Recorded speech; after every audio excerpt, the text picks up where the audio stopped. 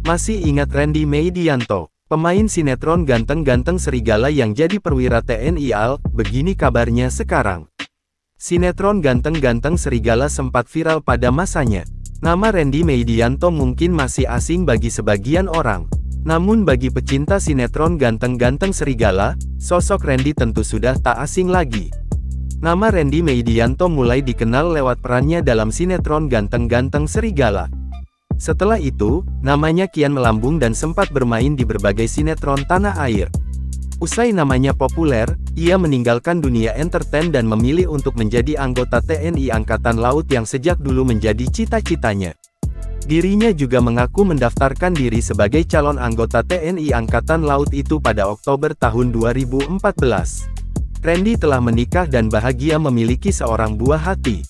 Randy diketahui telah menikah dengan seorang wanita yang diduga memiliki profesi yang sama dengannya. Jarang terdengar lagi, lantas bagaimana kabarnya sekarang? Menilik akun Instagramnya @randymeidianto, ia kerap aktif membagikan momen beraktivitasnya sehari-hari.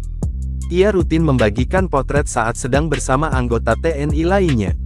Walau dirinya sekarang menjadi anggota TNI AL, Randy masih sering tampil di beberapa acara TV.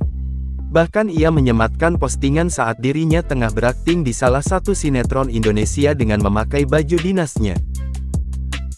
Download Tribun X sekarang, menghadirkan lokal menjadi Indonesia.